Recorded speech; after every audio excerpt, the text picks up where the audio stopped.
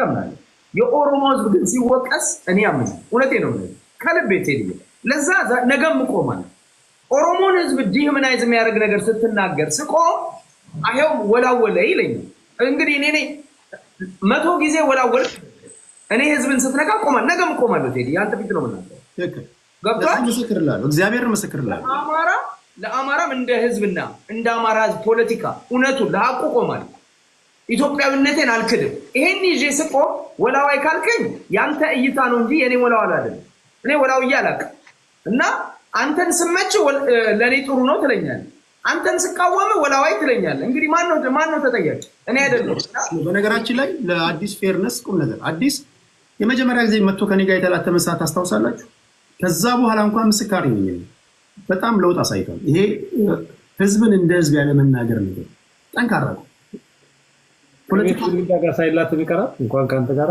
ከቤት ግድግዳ ጋር እሺ ሁላችሁንም በጣም ነው ማከብራችሁ በጣም ነው ወዳችሁ በሳምንቱ ሮብ ወይ ሐሙስ ገባለሁ ታንኪ ላትቀየም መሐመድ ማሜ ምን እኔ አያቴን እንዴት ይቀየማል የፖለቲካ አያቴ እኮ ነው አንተ ለምን ይቀየማለሁ አዎ እንትና 33 ዓመት ነው ብሏል እንግዲህ አያና አይ ኖ ለማንኛውም የእንትና ቪዲዮ አይጠበቅብህም ነው በነገራችን ላይ አንድ በጣም ማልጠብቀው ሰው ልኮልኝ ስስቅ ነበር ጠዋት የቡኖ በደሌ ቴዲ ላንድ ክሩዘር የሚባል መኪና ታውቃለህ ምናምን አንተና ለጥፎት አይቻለሁኝ ሰዩሜ ሰፈሩ ድረስ ስላመጣው ነው አንዴሽ ምኒልክ ነው ለአሜሪካኖቹ ነግሯል ላንድ ክሩዘር ግን አንድ ክሩዘር የእንግሊዝ መኪና ካልተሳሳትኩ ለአሜሪካኖቹ ነግሯል ለአሜሪካኖቹ ነግሯል የፓተንት ጉዳይ ነው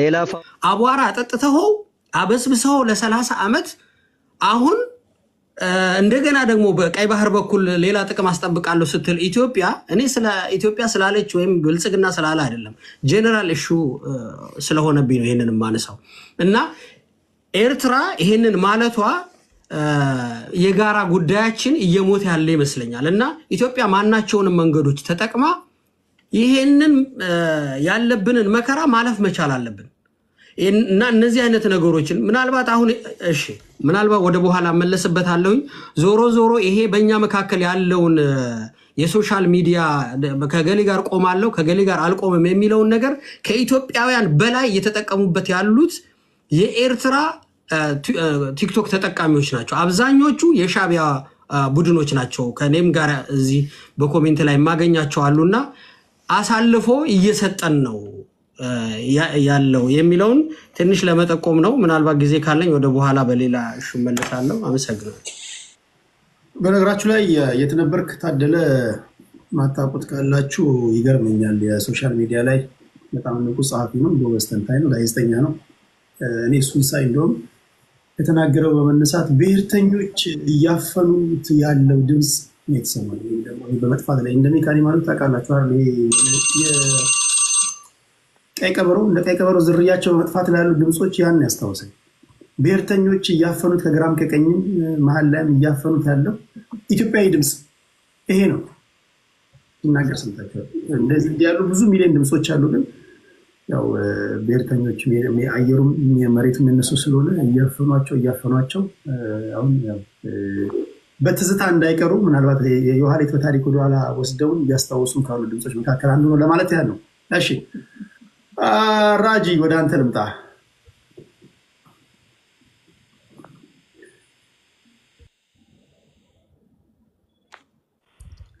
እንኳን በሰላም መጣ አትልም እንዴ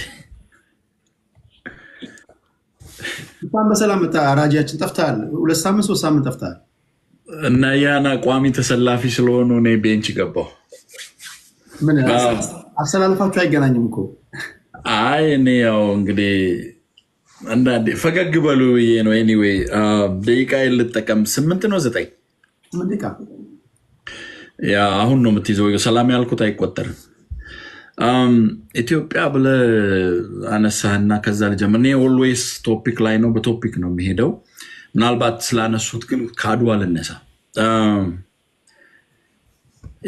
የዝንጀሮ ግልገል እናትየዋን ሲዘንብ ጤዛ ነው ሆድሽ ስር ፀሐይ ሲሆን ጀርባሽ ላይ ተሸክምኛለሽ እናቴ ወይ ፍቅርሽ አልገባኛለች አሉ። ኢትዮጵያን ስቴት ኦውነርሺፕ እንሆናለን ሲሉ ነን አማራ የሆነው ኃይል ኦሮሞን ጨምሮ ኢትዮጵያን ኪሱ ውስጥ ቁምጣ ውስጥ ይዞ መጓዝ ይፈልጋል። የኢትዮጵያ ድል ደግሞ የሁላችንም ነው ብሎ ሰው ሳይወድስ ደግሞ የራሱ ብቻ ያደርጋልና ገርሞኛል። ምናልባት ጥቁር አንበሶች የሚባሉት ሌንጨ ጉራቻ የሚባሉት እኔ ተወልጄ ያደግኩበት አካባቢ ምዕራብ ኦሮሚያ ላይ ዋማ ቦነያ የሚባል አካባቢ አለና ጣሊያንን መዋጋት ሲያቅታቸው የኛ ድሮ አያቶቻችን ሄሊኮፕተር መጥቶ 3 የጣሊያን ሄሊኮፕተሮች አርፈው ማታ ለነሱ ምግብ ሰጥተው ጭድ ነስንሰው ጭዱ ላይ እሳት አድርገው ሄዶ እንዲያቃጥል አድርገዋልና ሙዚየም አለ ወለጋ ሙዚየም ላይ ሞተሩ የጣሊያን የተዋጉት የኛ አባቶች ናቸው። እናንተ ስለዚህ 9 ጀነራል ብቻ ነው የምታወሩትና እኔም ተወልጄ ያደግኩባት ሆሮ ጉዱላ አንድ ፍሌም እንደራ የሚባል የታወቀ በጣም ጎበዝ አርበኛ ነበር። እሱ ሲዘፍን እንዲል ነበር አማሰኒን ሲላን ዱምቱ ፈረንጂን ኬሰን ዱፍቱ ይላል። አማሰኒ አያልቅ ፈረንጅ አይመጣ እኔ ዝም ብዬ ነው ተኩሶ ይላል። የሚገለው ሲተኩስ ባንዳውን ነው እንጂ አይመጣም ጣሊያንን አላየም። ስለዚህ ምናልባት ትናንት ይችላል ሞሶሎኒ ብለው ወደ ፊንፊኔ ያመጡት ዛሬም ሻቢያን ይዘው ፊንፊኔን ሊያስጎበኙ ስለሚፈልጉ ባንዳነትም ከዘር ሊሆን ይችላልና እንደዛ ብትወስዱት አድዋን ማውደስ የትግሉ ባለቤት የሆነው ኃይል እንዳይወድስ የራሳችሁ ስላደረጋችሁ ነውና ለዛ እኔ አድዋን በሌላ ምልከታ ነው ማየው። ኦሮሞ ታግሏል፣ ባለድሉም ኦሮሞ ነው፣ ግን ፈልጎት ሳይሆን ተገዶ እንደሆነ ነው የኔ እንትኔ። ቶፒኮች ላይ በደንብ ፈጠና አድርጌ እንትን ለማለት ፈልጋለሁ። ሻቢያ ስለ ኤርትራ ጉዳይ በተነሳ እና አብይ ወደ ሶማሊያ ሲሄዱ የግብፁ ውጭ ጉዳይ ሚኒስትር ደግሞ ወደ ኤርትራ ሄደዋል። ኤርትራ የዋር ክራይም በሰሜን ኢትዮጵያ የፈጸመችው ትታ እንድትወጣ የሚባለው አካባቢ ላይ አይ ቲንክ ለምን አሁን ተነሳ የሚለው ንጋራለሁ። ቀድሞም ነበረ ሲዋደዱ አንድ ላይ የኢትዮጵያ ሉዓላዊነት መጀመሪያ ያስመታው የፒፒ መንግስት ነው ብዬ አምናለሁ።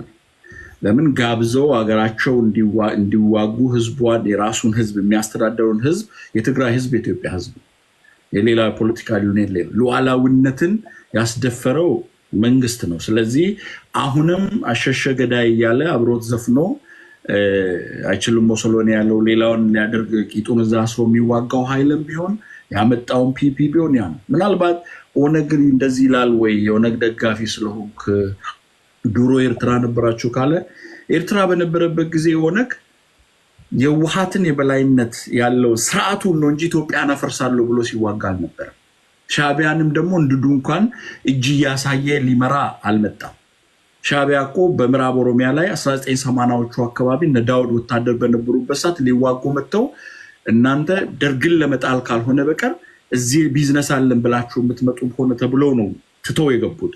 ቢዳችሁ ማንበብ ትችላላችሁ። ስለዚህ እዛው ቢደረግ የቀይ ባህር ጉዳይ ምናልባት አንድ ወንድም ያነሳው ንጋራለሁ፣ ግን የብስ መንገድ ስለሌለ ነው እንጂ ከኤርትራ ጋር ሳትጋፈጥ ቀይ ባህር ባለቤትነት መጠየቅ እኔ ችግር መስሎ አይታየኝም። ግን ሃው የሚለው ጉዳይ ታክቲክ የሚፈልግ ነው። ኮንስፓይረሲ እሱ ላይ ይሄ አማራ ክልል አካባቢ ያለው አይ ቲንክ ብልጽግና ብቻ ሳይሆን አማራ ክልል አካባቢ ከዚህም በፊትም አንስቻለሁ።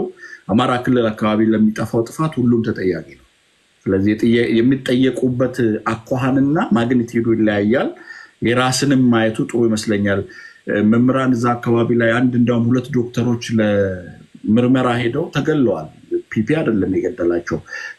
ሁሉም ገዳይ ስለሆነ እዛ አካባቢ ላይ ኮሌክቲቭ ሪስፖንሲቢሊቲ ነው መምጣት ያለበት ለአማራ ህዝብ። ከዚህም በፊት ተናግሬያለሁ። አንድ የአማራ አባት በሰከንድ አልወሰደባቸውም ግንባራቸውን ተደፍተው ሲጣሉ። መንግስት አይደለም ያንን የገደለው እና ሁለቱም ተጠያቂ ስለሆኑ ኮሌክቲቭ ሪስፖንሲቢሊቲ ቢሆን ሴም ቲንግ ኦሮሚያ አካባቢ ለሚፈጠረው ሁሉም ኮሌክቲቭ ሪስፖንሲቢሊቲ መውሰድ አለበት የሚል ስታንድ አለኝ። አሊያንስን በተመለከተ አያናም አንስቶታል፣ መሮም ተናግሯል፣ ኦነግም መግለጫ አውጥቷል። በደብረ ብርሃን ቲፒኤልኤፍ ሲደርስ እኮ ፊንፊኔ መግባት የለበትም ብሎ መጀመሪያ መግለጫ ያወጣው ኦነግ ነው። እነ ዳውድ መምጣት እንደሌለበት መግለጫ አውጥቷል።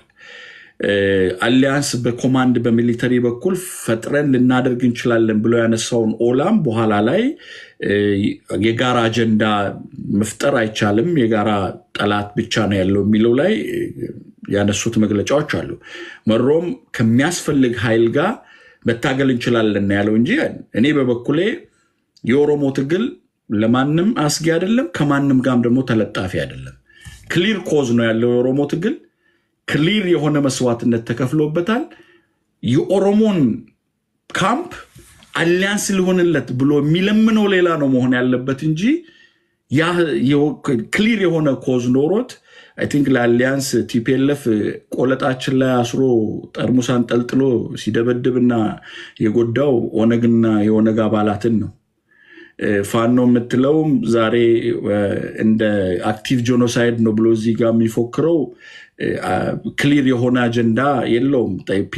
ፒፒን የኮመን ጠላት ቢኖረንም ኮመን አጀንዳ ለማምጣት እንደ ትናንቱ እኔ መነሻ የዚህ ሆኖ መድረሻ የዛ ብሎ አንተን የሚያታግል ከሆነ ኮመን አንደርስታንዲንግ የለም። ያንንም ልታደርግ አሊያንስ ስትፈጥር የትግል አቅጣጫ መነሻና መድረሻው ማኒፌስቶ ክሊር ሲቀመጥ ነው። የሆነ ማኒፌስቶ ከሌለው ጋር አሊያንስ የሚባለው ነገር አይታየኝም። ከአጀንዳ ውጭ የተወረወሩ ነገሮችን ምናልባት ዶክተር መረራ ሲያወራ ሳያስበው ያወራው ብሎ ወንድሜ ስለ ፋርክ ስለ ኮሎምቢያ የሚያጠና ወንድም ቅድም አንስቷል። ዶክተር መረራ ሳያስቡ አያወሩም እና ትንሽ በለበላችን ያሉትን ሰዎች ብንተቻቸው ጥሩ ይመስለኛል። ቅድምም ሁሌም አነሳለሁ፣ አዲስ ታይምስ በጣም አፕዴት አድርግ ራስህን። አያና መልሶለታል። ኦነግ ፍንፍኔ ላይ ስብሰባ እያደረገ ፋኖ ቢመጣ ያለው ምን ያህል የአገሪቷን ፖለቲካ እንደምንረዳ ከዚህም በፊትም ተናግሬያለሁ። ስለ ጀነራሎቹ ምደባ ላይ የሰሜን ኢዝ የመከላከያ መረጃ የሆነውን የሰሜን ኢዝ ብሎ ሲያነብ ነበረ እና ራስን አክቲቭ ማድረግ ጥሩ ነው። አስታጥቀናቸዋል ብሎ አላብይ ላልከው እኔ ከዚህም በፊት አመሮን ኢንተርቪው አድርጌው ነበረ። መንግስት ያስታጥቃቸዋል ይባላል ብዬ ስጠይቀው የመለሰልኝ አዎ አለ። እንዴት ነው የሚያስታጥቀን? ያልሰለጠነ ወታደርና ዓላማ የሌለው ፈሪ ወታደር አስታጥቆ ይልካል። እኛ ደግሞ ከነሱ እየገደልን እንቀበላለን። ሶ ኢንዳይሬክትሊ ያስታጥቀናል ማለት ነው ብሎ አፊዞ ነበር እና ኦነግ ከፒፒ ጋር ምንም እንትን የሚያደርጋቸው የለም። ምናልባት አቶ ልደቱ ያነሱት የምርጫ ምናምን የሚለው እኔ ምርጫ መሳተፍ አማራጭ ነው ብዬ ነው ማነሳው። ቴዲ ለምን መሸሽ ሳይሆን ህዝብን አደራጅቶ በአብላጫ የራስን ፖለቲካ ሽጠ ማሸነፍ ስለምትችል መሳተፉ ጥሩ ነው የሚል ነው ማነሳው። ለቀሩት ደግሞ ወደኋላ መመለስ ይችላለሁ። ቴዲ ቴንኪው ራጁ። ወደ መደበኛው 77 ደቂቃ እንመለሳለን። ከሁለት ዙር በኋላ ወደ 6 አድርገዋለሁ። ታፕታፕ እያደረጋችሁ እውቀት እያገኛችሁ ነው። እኔ ኮመንት ላላችሁ ሰዎች እኔ እናንተን በሆን እኔ እያልኩ ነበር የምሰማው እንዲህ ያሉ ሀሳቦችን ስሰሙ እንጂ ኖርማል ሆናችሁ ነው የምትመላለሱት። አትቀውጡም እንደ ኮመንት ላላችሁ ሰዎች ታፕታፕ እያደረጋችሁ እሺ፣ የሚናገሩት ንግግር ወደ እናንተ እንዲደርስ ማለት ነው። ኮመንት እኮ ድሮ ቀረ። ኮመንት አድራጊ ድሮ ቀረ። ሲጽፉ ራሱ እያሉ በቮይስ ራሱ ኮመንት ይደረግ ነበር። አሁን እሱን ለምን እንደማይጠቀም ማለት ነው። ድምፅን ሪገርት እያደረግ ምናምን እያልክ ነው ኮመንት ታይፕ ማድረግ ያለብህ። ይመቻችሁ። በሀገራችን ጉዳይ ነው እያወራን ያለ ነው። ቀደም ሲል ተናግሬ ነበረ። የሻዕቢያን ጉዳይ አስመልክቶ እንድትገቡ ፌር ለመሆን እድል ሰጥቻችሁ ነበር። አሁን ቦታው ሞልቷል። ወደ በኋላ አካባቢ ካላችሁ በባህር በር ጉዳይ ላይ እንግዲህ በመንግስት በኩል እየሰማችሁ ያላችሁት ነገር ጫፍ ጫፍ ነው የነገሯችሁ ያሉት። ጫፍ እዛ ያገጠጠውና ያፈጠጠው ነገር ሊመጣ ይችላል። ናቅም አንድ አቅ ግን አለ። በባሌም ሆነ በቦሌ ህዝቡም እያለ ያለው ገዢው ፓርቲም እያለ ያለው የባህር በር ጉዳይ የማይቀር ነው። እንዴት አላውቅም። ኤርትራውያን የእርሻ መሬት ይፈልጋሉ። ለእነሱ የእርሻ መሬት በመስጠት የባህር በር በአፋር በኩል ያለውን ሀሳብ መውሰድ ሊሆን ይችላል። እኛ ማዕድናቶች አሉን፣ ቴሌ ያለን፣ አየር መንገድ አለን፣ ሰጥቶ በመቀበል መርህ ሊሆን ይችላል። እነሱ ይሄን ይሰጡናል፣ እኛ ይሄን እንሰጣቸዋለን የሚል እንትን አለ። አንድ ልጅ አስገራሚ ኮመንት ሰጥቷል ላስት ዊክ። ለምንድነው አሰብ ላይ የምናፈተው? ብናስብበት እኮ ቀስ ብለን ወደ ጅቡቲ ህዝባችንን ሆን ብለን ገፍተን እዛ ካደረግን ሆን ብለን ህዝባችንን ወደዛ ከገፋን በኋላ እዛ እንዲኖር ካደረግን በኋላ ውስጡን ቆስቁሰን ሪፈረንደም አዘጋጅተን ጅቡቲን ወደ ኢትዮጵያ መጠቅለል እንችላለን ይላል። ይሄ ምን ያህል ሊወስድ ይችላል ስንለው ከ100 እስከ 150 ዓመት ብሏል ልጁ። እንዲህም ያለ ፖለቲከኛ ካለ መምጣት አለ ወደ ቴብል ማለት ያለው። እንዲህ አይነት ታክቲኮችን እንዲህ አይነት እሳት የላሱት ሀሳቦችን ነበር በባትሪ ስንፈልግ የኖር ነው። ሀሳብ አይናቅም ለማለት ያለው። የሆነ ሆኖ አሰብ እንዴት ነው ኢትዮጵያውያን ሊጠቀሙ የሚችሉት? ጥያቄው ግን በኢህአዴግ መንግስት ለማንሳት አስፈራ የነበረ የትኛውም ኢህአዴግ ፖለቲከኛ ይህን ለማንሳት ይሽቀጠቀጥ የነበረ ይፈራ የነበረ ነው። በዚህ ዘመን ግን ጥያቄው ራሱ መነሳቱ ጠቅላይ ሚኒስትሩ ደፋር ስለሆኑ ነው። ደፋር ስለመሆናቸው ጠቅላይ ሚኒስትሩ በእርግጥ ከዚህ ቀደም የተዋጉትን የቲፒኤልኤፍ ሰዎች ሲናገሩ ሰምታችኋል። ደብረጽዮን ሲናገር ሰምታችኋል። ጌታቸው ረዳ ሲናገር ሰምታችኋል። ሲንስ ዴይ ዋን ደብረጽዮን ገብረ ሚካኤል ምንድን ያሉ ሐዋሳ ላይ በነበረው ጉባኤ ይሄ ጠቅላይ ሚኒስትር ደፋር ነው ብሏል አላለም? ቴዲ ከኪሱ አውጥቶ ነው የሚናገረው። ከጦርነቱ ማግስት በኋላ ጌታቸው ረዳ ይሄ ጠቅላይ ሚኒስትር ደፋር ነው አላለም ብሏል። የጠቅላይ ሚኒስትሩ ድፍረት ነው ወይስ የህዝብ ብዛታችን ያመጣው ውጤት ነው? ኢኮኖሚያችን ማደጉ ያመጣው ውጤት ነው? አይዶን ነው። የባህር በሩ እንዴት ልናገኝ እንደምንችል እንግዲህ የሀሳብ አስተያየት እየሰጠን ያለ ነው። በሱም ጉዳይ እናወራለን። በምርጫ ጉዳይ አሁን ባለችው ኢትዮጵያ ምርጫ ማድረግ አንዳንዱ ቅንጦት ነው ይላል። እንደ አቶ ልደቱ ያሉ ደግሞ ትልቅ ፖለቲከኛ ሰላማዊ ትግልን የሚደግፉ ሰው ናቸው። ምርጫ ላይ መሳተፍ አለብን ብለዋል። እኔም ብገባ አገር ቤት ብገባ ምርጫ ላይ እሳተፋለሁ መንግስት ቢያስገባኝ ብለዋል። ይህን እንዴት ታዩታላችሁ ብዬ አንስቼላችኋለሁ። የዶክተር ሙላቱ ተሾመን ንግግር አስመልክቶ የመንግስት ሰዎች ይሄ ንግግር ይሄ ጽሁፍ አልጀዚራ ላይ የተጻፈው ጽሁፍ መንግስትን አይወክልም ብለዋል። መንግስትን አይወክልም። ይሄ ህዝብ እንደምታውቁት ቡኖ በደሌ ራሱ የሚሰጠውን አስተያየት የመንግስት ልሳን እንደሆነ ነው የሚወስደው አይደለም። ዶክተር ሙላቱ ተሾመን እና እንዴት የመንግስት ሰው ናቸው፣ ቁም ነገር የመንግስት ሰው ናቸው። ከትላንት ወዲያ ፕሬዚዳንት የነበሩ ናቸው፣ አሁን ደግሞ አማካሪ ናቸው። እና የእሳቸው ንግግር ኢች ኤንድ ኤቭሪ ፉት ስቴፓቸው እንደ መንግስት ሊወሰድ አይችልም። ለምሳሌ አንድ ከፍተኛ የመንግስት ባለስልጣን እንደው ሲያማገጥ ቢገኝ አቤት የብልጽግና ውርደት፣ አቤት የብልጽግና ሰዎች አይባልም። ይህን ነገር እንዴት ነው የምታዩት? መንግስት በቃል አቀባይ በኩል በነቢያት በኩል ይሄ ንግግር የመንግስትን አቋም አይገልጽም ብለዋል። እሱን እንዴት ታያላችሁ? ወደ እናንተ ማመጣው ነው። አማራ ክልል ድጋሚ መልሶ ለማቋቋም ህዝቡ ከ100 ቢሊዮን ብር በላይ ያስፈልጓል። ይሄ የተወሰነውን ሴክተር ብቻ ሪቢውልድ ለማድረግ ነው። ገና የትምህርቱ አለ፣ ኢንፍራስትራክቸር አለ፣ የወደሙ ኢንዱስትሪዎች አሉ። ከ6000 በላይ ትምህርት ቤቶች ወድመዋል። በጦርነቱ ምክንያት በሰሜኑ ጦርነት የደረሰበት ኪሳራ አለ። በሰሜኑ ጦርነት ክልሉ 30 ዓመት ወደኋላ ተመልሷል። ትግራይ 50 ዓመት ወደኋላ እንደተመለሰ ሰምታችኋል። አዶ ነው 50 ዓመት 30 ዓመት እያሉ እንዴት ነው ሜጀርመንቱ አላውቅም፣ ግን ያው በዜና የሰማሁትን ነው የምናገረው። እንዴት በ30 ዓመት ወደኋላ ተመለሰ ሲባል እንዴት ነው የዛሬ 30 ዓመት ክልሉ የነበረበትንና አሁን የነበረበትን አነጻጽረው ነው ምንድነው ሜጀርመንቱ? እሱን አላውቅም፣ ግን 30 ዓመት ወደኋላ ተመልሷል በሰሜኑ ጦርነት። አሁንም ገና የአሁኑ ገና አልተሰላም ነው የሚባለው። የሆነ ነው ከ100 ቢሊዮን ብር በላይ ክልሉን ድጋሚ ለመገንባት ያስፈልጋል የሚል እንትን አለ። ከትላንት ወዲያ አንድ ነገር ሳደምጥ ነበር። እነዚህ ብላክ ሮክ የሚባሉ ትልቅ ካምፓኒ ናቸው። ብላክ ሮክ ማለት ካምፓኒ ኦንስ ዘ ወርልድ ዓለምን የተቆጣጠሩ የሚባሉት ናቸው። እና የሆነ አካባቢ ላይ ውድመት ያስከስቱን ይፈጥሩና ሆን ብለው መንግስትን ከመንግስት ጋጋጩና ከተማውን መልሰው ለምሳሌ ጋዛ ሪቢውልድ ለማድረግ $400 ቢሊዮን ያስፈልጋል ይላሉ። እነዚህ ብላክ ሮክ ካምፓኒ ነው የሚገነባው። ምን ያደርጋሉ? ከገነቡ በኋላ ገንዘብ ካለ ሰጣቸዋለሁ፣ ከሌለ ደግሞ ያለህን ነገር ማዕድንህን ኮንትሮል ያደርጋሉ፣ ሀገርን ኮንትሮል ያደርጋሉ። እነዚህ አይነት ሰዎች ምናልባት መጥተው ካልገነቡ በስተቀር አሁን የሚጠራው ገንዘብ አስፈሪ ነው። ኢንፍራስትራክቸር እየወደመ ነው። መሰረተ ልማት የመሰረተ ልማት ስላችሁ ይሄ የኢንዱስትሪዎች፣ ትምህርት ቤቶች፣ በዛ ላይ ደግሞ ሊትሬሲ ገና ከዚህ በኋላ ይሰላል። ከዚህ ቀደም ተፎካካሪ የነበረ ክልል ነው አማራ ክልል። ከኦል አንደኛ የወጡ የነበሩ ተማሪዎችን የሚያፈራ ክልል ነው። ከ3 ከ4 ከ5 ዓመት በኋላ እንዴት ያሉ ተማሪዎች ይወጣሉ? ኦሮሚያ ክልል እንደምታዩት ነው። ኢትዮጵያ በአጠቃላይ በዚህ ሁኔታ ውስጥ ሆና የባህር በር መጠየቋ ቅንጦት ነው የሚሉ አሉ። እንዲህም ሆነን እንዲህ ለመሆናችን ምክንያታቸው ዋነኛው ቢሮ ያለው አስመራ ነው። ስለዚህ ቆጣሪውን ማጥፋት ያለብን ከአስመራ ነው ይላሉ። ይህን ምን ትላላችሁ? ቆጣሪው አስመራ ላይ ነው ያለው፣ ከአስመራ ላይ ነው። ከዚህ ቀደም አንዳንድ ሰዎች መጀመሪያ ሀገር ውስጥ የሚነሱ ግጭቶችን ነው እንጂ ማብረድ ያለባችሁ ዘላችሁ ኤርትራ ጋር ለምን ትሄዳላችሁ ይላሉ። ኖ እኛ ካለፈው ጥፋት ተምረናል። ያለፈው መንግስት እዚህ ምዛም እሳት ያበርድ ነበር። አሁን ግን ዋና እሳት ለኳሹ ያለው አስመራ ስለሆነ እነዚህን ትተን እዛ ያለው ቆጣሪ ነው የምናጠፋው። የዛን ጊዜ ያለው እዚህ ያለው ይስተካከላል ይላሉ። እውነት ነው ወይ? አይ ዶንት ኖ።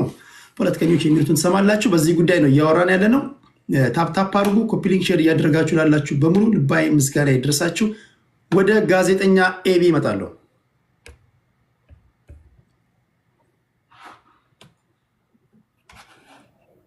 ቴንኪው አመሰግናለሁ በድጋሚ ቴዳ። መጀመሪያ የሶስቱን ጥምረት ማንሳት ፈልጋለሁ። አብረው አይሰሩም የሚባለው ውሸት ነው። አብረው አይሰሩም አይባልም። ለምን መሰላችሁ? እነዚህ ሰዎች ሲሰሩ ነበር። አንደኛ ኤርትራ ላይ አብረው ፍየል ሲጠብቁ ነበረ። ኤርትራ ላይ ፍየል ጠብቀው ላለፉት 20 ዓመታት ለሻቢያ በደንብ ፍየል ምናምን እዛ በብዛት አርብቶ አደር ስለሆነ ከብት ምናምን ሲጠብቁለት ነበርና አብረው ፍየል ሲጠብቁ ነበር። ጥምረትን መስርተው ነበር። አርበኞች ግንቦት 7 እና ሸኔ ማለት ነው። ማለቴ ያው የሸኔ ከኦነግ ሸኔ ሆኖ ወጣ። ከራሱን ደግሞ አማራ ብሎ መጥራት የሚፈራ የነበረ በራሱ ሲያፍር በማንነቱ ሲያፍር ነበረ። መጨረሻ ላይ ከረፈደ በኋላ አማራ ነኝ ብሎ የሄደው አርበኞች ግንቦት 7ም ፍየል ሲጠብቅ ነበር። የፍየል ጠባቂዎች ጥምረት ነው እንግዲህ ኢትዮጵያን ነፃ ሊያወጣ የሚመጣው ማለት ነው። በዛ ልክ ነው ማያው። የኢትዮጵያ ሕዝብ ፍየል ስላልሆነ የነቃ ማህበረሰብ ስለሆነ ተመልሰው ሜቢ ለኢሳያስ አሁንም እድሉ ስላላቸው ፍየል ቢጠብቁ ጥሩ ነው ማለት ሪከመንድ አረጋቸዋለሁ። ወያኔም ከነሱ ሲሰራ ነበር። በሰሞኑም አፍሪካን ኢንተለጀንስ ያጋለጠው ነገር ደብረጽዮን ሄዶ ከኢሳያስ ጋር እንደተናገረ ነው እንትን የሚለው። ኢሳያስ ደግሞ ፍየል ሲያስጠብቃቸው የነበረ ነው ፋኖና ሸኔን። አሁን ደግሞ ወያኔን ግመል ምናምን እያስጠበቀው ነው። አንድ አድርጎ ለሚፈልገው ዓላማ ኢትዮጵያን ለመበጥበጥ ለሚፈልገው ዓላማ ይጠቀማቸዋል። ዛት ኢዚት ኦነግ ከወያኔ ጋር ሲሰራ ነበር። ኦነግ ወያኔ በሰሜን ወሎ ወደዚህ የተቆጣጠረ በመጣ ሰዓት የኦሮሞ ብሔረሰብ አስተዳደር ዞን ከደረሰ በኋላ በኦሮሞ አስተዳደር ልዩ ዞን በአማራ ክልል ማለት ነው የሚንቀሳቀሰው የሸኔ ቡድን የወያኔን ባንዲራ ይዞ ለወያኔ አቀባበል ሲያደርግ ነበረው። ምን መሰላችሁ? ኢትዮጵያ ውስጥ እታገላለሁ ብሎ የሚል ማንኛውም ታጋይ አቅም ኖሮት የመሳሪያ አቅም ይዞ በሰው ኃይል በማንኛውም አቅም ገንብቶ ሳይሆን ዝም ብሎ ነው በደመ ነፍስ ጫካ የሚገባውና ዝም ብሎ አንድ ሁለት ቆመ ጠብቀኝ ምናምን የሚሰጠው ካለ ከማንም ይሰራል። ለመሳሪያ ስለሆነ የሚሰራው ማለት ነው። ነገ እሱንም ዞሮ ሊያርደውም ቢሆን ነገ እሱንም ሊገለውም ቢሆን ዛሬ መሳሪያ ሰጣለው ስላለው የመሳሪያ ሱስ ስላለበት የራሱን ወገን የመግደል ሱስ ስለሆነ ታጋይ ነኝ ብሎ እንትን ያደረገው አብረው ሊሰሩ የሚችሉበት ነገር የላቸውም። አንደኛ አላ ይሰራሉ እያልኳችሁ ነው። ለምን ዘሴም ጎልም የላቸውም። ቪዥን ያላቸው አይደሉም። ራዕይ ያላቸው አይደሉም። አብዛኞቹ ተስፋ የቆረጡ ናቸው። ተስፋ የቆረጠ ሰው ከማንም ሰው ይሰራል። አጥፍቶ መጥፋት ስለሆነ እቅዳቸው ከማንም ሰው ጋር ሆኖ አጥፍቶ መጥፋት ዘሴም አይዲዮሎጂያቸው ነው። የአማራ ክልልን መልሶ ለመገንባት ያለው ነገር አሳዛኝ ነው። ሁሌ ማልቀስ አይደለም። ማህበረሰብ የምታስብለት ከሆነ ማህበረሰብ እንዳይጎዳ አድርግ። ማህበረሰብ እንዳይጎዳ ታገል። ማህበረሰብህን በድህነት እንዲወድቅ አድርገ መሰረታዊ ተቋማቱ እንዲወድሙ አድርገ ብታለቅስ ለቅሶ ምንም አያደርግ።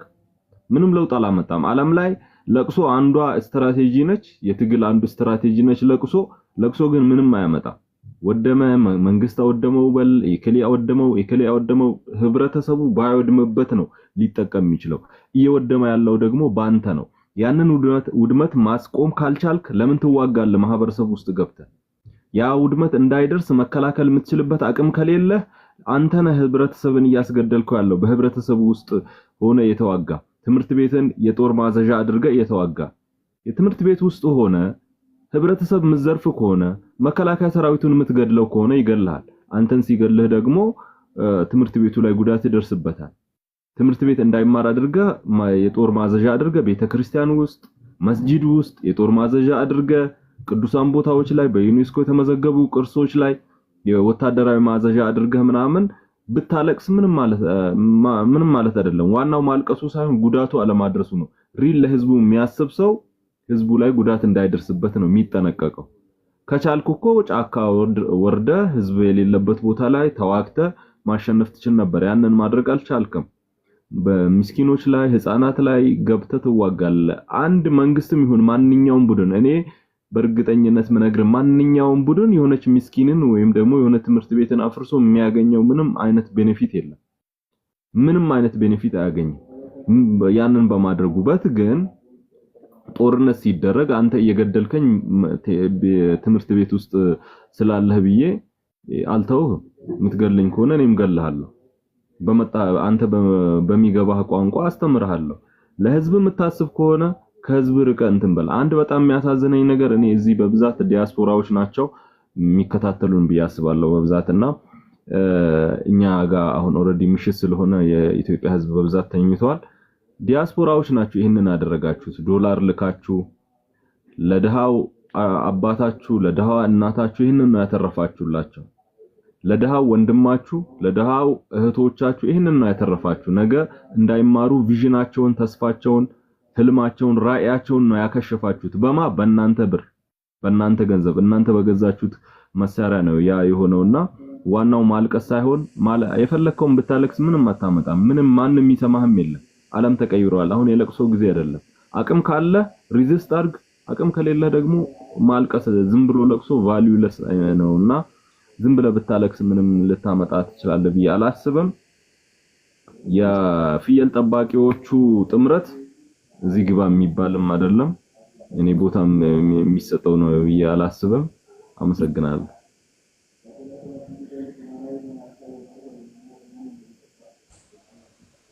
እሺ ትግሪ ጋዜጠኛ አይቪ አንድ ለአያና እንደው አንድ ነገር ተናገሬ ማለፍ ፈልጋለሁ። ቅድም ልዕልና በሶስቱ ኃይሎች መካከል ጥምረት አለ ሰምቻለሁ፣ ሁነኛ ሰው ነግሮኛል ብላን ነበር። እሱም ደግሞ አሁን ጋዜጠኛ አይቪ የፍየል ጠባቂዎቹ ጥምረት ብሎ አያና ደግሞ በኦሮምኛ በተረጎመልን ምንም አይነት ነገር የለም የጃልመሮ ንግግር ብንሰራስ ነው የሚለው ብሏል። አያና እኚህን ሰዎች ጠርንፍልኝና ቢያንስ ከአንተ ጋር ተመሳሳይ ሀሳብ ይዘው እንዲመጡ አድርጋቸው። ቢያንስ በዚህ እንኳን ተመሳሳይ። ሌላው ደግሞ ራጂና አያና መካከልም ብዙ ልዩነት የለም፣ የውፍረት ብቻ ነው። እኔ ጠብቄ ነበር የተለየ ነገር ይኖራል ብዬ፣ ተመሳሳይ ነው። በነገር ላይ ራጂ የሆነ ነገር ልንገር። እኔ ቅድመ አያቴ አድዋ ዘምታለች፣ የአባቴ የእናቱ እናት ማለት ነው። እና የእናቴ አባትም ደግሞ ከሶማሌው የመጀመሪያው ጦርነት ሁለተኛውን ጦርነት ሁሉ የተሳተፈ ነው፣ የካራማራውን ጦርነት ጨምሮ። ስለዚህ ይሄ ውጊያውንም ድሉንም ጀርባ ላይ ታዝለን እሹሹ ስንባል እየተነገረን ያደግ ነው። አብዛኛው የአማራ ልጅ በዛ ነው ያደገው። ስለዚህ አሁን በሰሞኑ በሚነሳ አይዞ ሙሶሎኒ ምናምን በሚባለው ነገር የሚሸማቀቅ አማራ የለም። ምክንያቱም ያ ታሪካችን አይደለም፣ የተዋጋንበት ህዝባችን ዋጋ የከፈልበት በ5 ዓመቱም የሁለተኛው የጣሊያን ወረራ በመጀመሪያውም ዙር ጨምሮ ያደግንበት ስለሆነ ይሄ ነገር የለም። ስለዚህ እኛ ሰምተን ከጎረቤት ሳይሆን ይዘነው ያለፍንበት ነው። ቴዲ አንድ መጠየቅ ፈልጋለሁ። ምንድን ነው የሶስቱ የተለያዩ ድርጅቶች ጥምረት ቢሆንም ሴናሪዮ ባለበት ቢፈጠር በወያኔ በኦነግና በበረሃ ጫካ ባለው ኦነግና በፋኖ መካከል ግንኙነቶች ቢኖሩ የመጀመሪያው የከሸፈ ድርጅት ብልጽግና አይሆንም ወይ? እነዚህ የተለያዩ ፓራዶክስ የሆኑ ፓራራል የሆኑ ኃይሎች ወደ አንድነት እንዲሰበሰቡ አንድ የሆነ አስኳል እንዲያገኙ ያደረጋቸው መንግስት ከሆነ መክሸፍ አይደለም ወይ? የርዕዮተ ዓለም ትልቅ የሆነ የርዕዮተ ዓለም ልዩነት በራሳቸው የፖለቲካ አስተሳሰብ ጨምሮ የመሬት ጉዳዮችን ጨምሮ ሌሎች ታሪካዊ ዳራዎችን ጨምሮ የተለያየ አይነት ፓራራል የሆነ ልዩነት ያላቸው ድርጅቶች በእውነት በዚህ መንግስት ላይ ወደ አንድነት እንመጣና ኮሊዥን ፈጥረን የሆነ ነገር እናደርጋለን ካሉ መንግስት እኮ ከዚህ በላይ ክሽፈት የለውም። እዚህ ጋር ሊያብራራሉን የሚመጡ ሰዎች ይሄን አጀንዳ እንኳን ብለው ማውራት አይገባቸውም። ምክንያቱም መንግስታቸው ምን ያህል ከነዚህ 3 ኃይሎች ጋር ራሱ መስራት እንዳልቻለ ያመጣል። 3 የተለያዩ ኃይሎች አንድ ላይ መቆም የማይችሉ ኃይሎች በጋራ ሊመጡብኝ ነው ብሎ ሽብር መፍጠር የውስጥ ዲፕሎማሲን ራሱ ጥያቄ ውስጥ የሚጠይቅ ነው። በጣም መሰረታዊ ግን እዚህ ላይ ደግሞ ጨምረን እንሂድ። ከዚህ መንግስት በላይ ከወያኔ ጋር እየሰራ ያለ አለ ወይ? ከዚህ መንግስት ጋር ከወያኔ ጋር እየሰራ ያለ የፕሪቶሪያው ስምምነት አሁን ከኤርትራ ጋር የተፈጠረውን ችግር የፈጠረ ነው። ከአማራ ክልል የፈጠረውን ችግር የፈጠረ ነው። የት? ከወያኔ ጋር በተፈጠረ የጓርዮሽ ስምምነት። ከዛም በኋላ ትግራይ ውስጥ ያለውን ህወሓት ለ2 ስፕሊት ሲሆን አንደኛውን ይዞ አንደኛውን የእንጀራ ልጅ በማድረግ የሚደራደረው ይኸው መንግስት ጭምር አሁንም ባመነው መንገድ 10 ጊዜ ሰው እየጠራ ቤተ መንግስት እያመጣ አዲስ አበባ እየተሰበሰበ ፖለቲካ ሊሰራ እየሞከረ በሚዲያ እየተናገረ ከወያኔ ጋር ሊሰሩ ይችላሉ ብሎ ፋኖን የመክሰስ ሞራል ያለው የብልጽግና ሰው አለ እንዴ? ጌታቸው ረዳ ምንድን ነው? ጻድቃን ገብረትንሳኤ ምንድን ናቸው? ወያኔ አይደሉ? ከነዚህ ጋር እንደ መንግስት የሚሰራው ወይ እኛ ቲፒኤልኤፍ አይደለንም ወያኔ አይደለንም ብልጽግና ነን ብለው ነግረውን አልወጡም። ስለዚህ የብልጽግና ሰዎች መጀመሪያ መክሰስ ካለባችሁ ከወያኔ ጋር በመስራት መንግስታችሁ ነው መከሰስ ያለበት። አማራማ እኮ እንደ ህዝብ እኮ ድርጅት ለምሳሌ አብን በህይወት እያለ እኔ በህይወት እያለ ነው ምለው ቲፒኤልኤፍ በህግ አማራ ላይ በህግ እንዲጠየቅ ሰራለው ያለ ህዝብ ነው። ምክንያቱም ደረሰብን ለምንለው ነገሮች እንደዚህ አይነት አቋም የያዘ ኃይል አሁን እንኳን በተለያየ አይነት ፖለቲካ አስተላለፍ ውስጥ ቢገባ እንኳን ፕራክቲካሊ ግን ከዚህ ስርዓት ጋር ግንኙነት መስርቶ ንግግር እያደረገ ያለው ይሄ መንግስት ነው። ስለዚህ እሱን መንግስት ጠይቁ። ለምንድን ነው 10 ጊዜ ፋኖ ምናምን የምትሉት? እሱን አቆሙት። ቴዲ በተረፈ የተባበሩት መንግስታት አብዛኛው አጀንዳዎች በአንድ ይጠቃለላሉ። ለምሳሌ የግብፅና የኤርትራ ግንኙነትን ጨምሮ የተባበሩት መንግስታት ሰሞኑን ከኤርትራ ጋር ድንበሩን ለቀሽ የያሻቸውን ቦታዎች ለቀሽ ውጭ የሚለውን ጨምሮ መንግስት ያስተባበለው የዶክተር ሙላቱን ጉዳይም ጨምሮ በአንድ አጀንዳ ነካክቻቸው ልለፍ። የመጀመሪያ እዚህ ቤት እንኳን እኛ ምን አለን? የጋሽ ሙላቱ ሀሳብ የመንግስት ሀሳብ ነው ብለን ስንናገር አንዳንድ ሰዎች አይደለም ሰውየው ደስ እንዳላቸው ነው አሉ። እነዚሁ ሰዎች ለመንግስት መግለጫ ጽፈው ሰጡ መሰለኝ። መንግስት ራሷን ተናገረ። ዛሬ ራሷን ተናገረ። መግለጫው ምናልባት ከዚህ ነው የሄደችው። በኢትዮጵያ ዲሞክራሲ በኢትዮጵያ መንግስታዊ ስርዓት አንድ አመራር አንድ ትልቅ ቦታ ላይ ያለ ፖዚሽን ላይ ያለ አንድ አመራር በፍላጎቱ ያለ መንግስት እውቅና ከመንግስት ፍላጎት ውጪ አደባባይ ወጥቶ የቀጠናውን ፖለቲካ ሊወስን የሚችል ንግግር ጻፈ ስትሉኝ እኔ ማምነው ሞኝ ነኝ? ይህንንስ እንድናምን ስትጠይቁን የኢትዮጵያ ህዝብ በዚህ ልክ ጅል ነው አይደለም። ስለዚህ ዴሊበሬትሊ መንግስት በዛ መንገድ ሞከረ። ትሪክ ሊያደርገው የፈለገው ነገር ነበረ፣ ትሪክ ተደረገለት። ነገሩ በጣም ሃይ ኢንተንሲፋይ እያደረገ ሲሄድ ተመልሶ ካልማረክ ስለፈለገ ይሄን አረ ግን ተመልሶ ይፎርሻሉ። ዛሬ ደግሞ ምን አለ ብርሃኑ ጁላ? በተመሳሳዩ ኤርትራ ላይ ጉዳይ ያለን ጥያቄ ያለን አለ። የባህር በር ጥያቄ ያለን ባህር ላይ መውጣታችን አይቀርም ካለ ሳፋ ላይ ውሃ ሞልታ አይደለም የምትወጣው፣ ተዋክተ ነው የምትይዘው። ስለዚህ እሱን ጥያቄ በሌላው መንገድ ክሌም እያደረገ ነው። እሱም ግጭት ያስነሳል አሁን። ስለዚህ የሙላቱ ንግግርን እኛ አልደገፍንም መንግስት አላወቀውም ማለትና ብርሃኑ በዚህ በኩል ወጥቶ የተናገረውን ነገር ምንድነው ልዩነቱ? እንዴት አድርገን ነው ይሄን ልዩነቶች ልናስታርቅ የምንችለው? ሰዓት የለኝም መሰለኝ አይደል ቴዲ? እሺ ቴንክ ዩ። ምናልባት እግረ መንገዳችሁን አንድ ሳትነኩት ባታልፉ ብዬ የምመርጠው አንድ ሰው ለምሳሌ የሆነ ቤት ውስጥ ብታስገቡትና የታመቀ ቤቱ ቢሆን መጀመሪያ የሚፈልገው ምንድን ነው? አየር የሚያገኝበትን ቀዳዳ ነው የሚፈልገዋል። እዛ ውስጥ ለምሳሌ ኦሮሞንም፣ አማራንም፣ ትግሬንም፣ ጉራጌንም ሁሉንም ብሔር ብሔረሰቦች ብታስገባቸው ስለ ቤቱ ቅርጽ ሳይሆን መጀመሪያ አየር ሊያገኙ የሚችሉበትን ቦታ ነው የሚፈልጉት። ውሸት ከተሳሳትኩኝ ይታረማሉ። እንደ ህዝብ ላንድ ሎክድ ሆነናል። እሱ ብቻ አይደለም፣ ጠላቶቻችን እያወሩ ያሉትን ብትሰሙ ውሃ ጋር መቅረብ አትችሉም እያሉ ነው።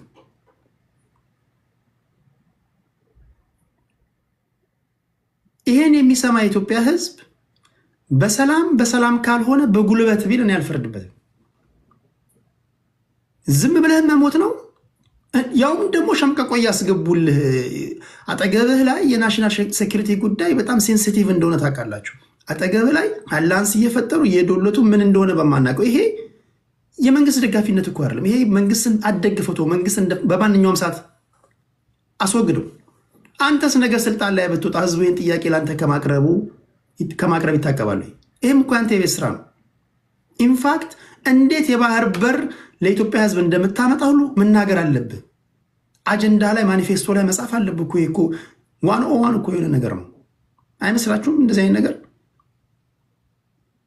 ይህን ጉዳይም ሳትነኩት እንዳታልፉ ለማለት ያለውና እንደ ሀሳብ ነካክተን ማለፍ ያለብን ጉዳይ ነው። ኤርትራ ከ6000 ማይልስ ርቀት አቋርጣ መታ በድንበር በምንም ከማትገናኛት ኤርትራ ጋር ምንድነው የሚዶሉቱት? ምንድነው የምታደርገው? ሶማሌ ጋር ምንድነው የምታደርገው? ግብፅ ለአባይ ውሃ ወይም ደግሞ ለናይል 0% ምን የምታዋጣው? አባይን ከገደብን ህልውናቸው የሚያበቃባቸው ህዝቦች ማለት ነው። እኔ አንድም ጥያቄ አለ። ይሄ መንግስት ራሱ የህዳሴውን ግድብ ራሱ ማይገነባበት ምክንያት ራሱ አንድ ጥያቄ ነው፣ መነሳት ያለበት ጥያቄ ነው። ሁሉም ነገር ያለው ከዚህ ቀደም አውርተናል። የህዳሴ ግድብ ጋር ነው። በቃ የህዳሴውን ግድብ ለምንድነው የማይገነባው? ለምንድነው የሚጓተተው? እሱን ገንብተን ስንጨርስ ሁሉም ነገር ያበቃ የለ ወይ? ግብጾች እኛ ጋር ኤርትራ ወይም ደግሞ ሶማሌ ጋር ከመመላለስ እኛ ጋር የመጡ እግራችን ስር እንዲሰግዱ ማድረግ አንችልም ወይ? ምንድነው የያዘን ነገር? እና ይህም ነገር መነካት ያለበት ነገር ነው ብዬ ነው ማንሳት እንፈልገው። ሞሼ ቴንኪ ወደ ሌላ እናመጣለሁ።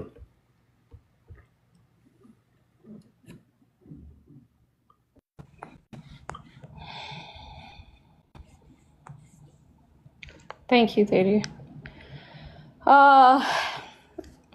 ወንድሜ ድጋሚ ሜንሽን ስሜን አረግ። እኔ የማንንም ትእዛዝ ተቀብዬ አይደለም እዚህ ውስጥ ያለሁት። የራሴን ኢንፎርሜሽኖች በምሰበስበው ነው። ከጀርባዬ ማንም የለም። ዲፍረንት ግሩፖች አወራለሁ። የራሴን ነገር ነው የምናገረው ያለሁት እና ከማንም ትእዛዝ አልቀበልም ለማለት ነው። አጀንዳ በጀርባዬ የለም። ለማንኛውም I just want to focus ኤርትራ የሻቢያ ነገር ላይ እንግዲህ እንደምናውቀው በትሩአውት ሂስትሪ ሻቢያ ከቲፒኤልኤፍ ጋር ሰርቷል፣ ከኦነግ ጋር ሰርቷል፣ ከግንቦት 7 ጋር ሰርቷል፣ ከብልጽግና ጋር ሰርቷል፣ ከፋኖ ጋር ሰርቷል። አንዳንዶቻችሁ አልሰራም ምናምን ላይ ድራማ ላይ ብትሆንም አንዳንዶቻችሁ ግን ለጠበቃ ለመሆን እየተሯሯጣችሁ ያለሆናችሁ አላችሁ በግልጹ። እና ኢትዮጵያ ውስጥ ያልሰራው ኃይል ከማን ጋር ነው? ከኢትዮጵያ ከማተራመስም በጠቅላላ ትሩአውት ሂስትሪ ኢንክሉዲንግ በተለይ ደግሞ አማራ የሆናችሁ ሰዎች የኛ ፔን የህዝባችን ፔት ከየት ጀመረ እንኳን ለሚለው ነገር የሻቢያ አታችመንት ከዛ ጀምሮ አለበት። ኢንክሉዲንግ በጣም ፕራውድሊ የምንኮራበት የአባይ ላይ ከአባይ ጀርባ መቼም ስቃዩን ድናይ ልታረጉታላችሁ ብዬ አላምንም። ያንን ግድብ እንዴት እንደተገባ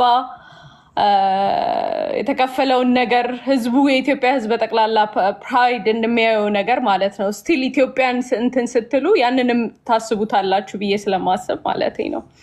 ሰው ያ ሁላ ችግር ሆኖ አሁንም የለም ብላችሁ ወይ ለመሸፋፈን የምትሄዱበት ርቀት ያድናል ብላችሁ የምታስቡ ከሆነ ሊሆን አይችልም። ኢንክሉዲንግ የጎረቤቶች ሀገራችን በጠቅላላ ማለት ነው። በእናንተ በኩል ሞር ማሽቃበጥ እያየው ስለሆነ በጣም ቆሽት እየተቃጠለ ስለሆነ ነው። ቱ ቢ ኦነስት ዊዝ ዩ እንደው የመውጫ ቀዳዳ እንኳን ለራሳችሁ ፖዝ አርጋችሁ የመውጫ ቀዳዳ አርጋችሁ ብታስቡበት ጥሩ ነው። ምክንያቱም ፕሬዚዳንት ኢሳያስ አፈወርቂ እንኳን ጀስት ኢን ኬዝ ብሎ የኢጅፕትን ባንዲራ እንኳን አልሰቀለም ነበረ። አሁን የኢጅፕትን ፎረን ሚኒስተር ሲቀበልና ድንገት መውጫ ቀዳዳ ይሆናል አቅጣጫ ልቀይር እችላለሁ ምናምን እያለ ሊሆን ይችላል እና ብዙ አንሰራም ወይ በእነሱን ኢትዮጵያ ገቨርንመንት ብቻ ነው ችግሩን እያመጣው ያለው ብላችሁ ከምትሉ የኢትዮጵያ ችግር ከየት መጣ ብላችሁ ብታስቡበት በጠቅላላ ከጎረቤቶች ሀገሮቻችን ጀምሮ ነው። ኃይለ ሥላሴን የጣለው ሰውዬ ደርግ ላይ the same thing ሊያደርግ ሲል ከደርግ አባሮ ተመልሶ ገብቶ ነው ሻቢያና ወያኔን አግኝቶ አግሪመንት በስነ ስርዓት እንዴት ማፓውት አድርጎ ወልቃይት እንዴት መገንጠል እንዳለበት ኢትዮጵያን በብሔር ብሔረሰቦች እንዴት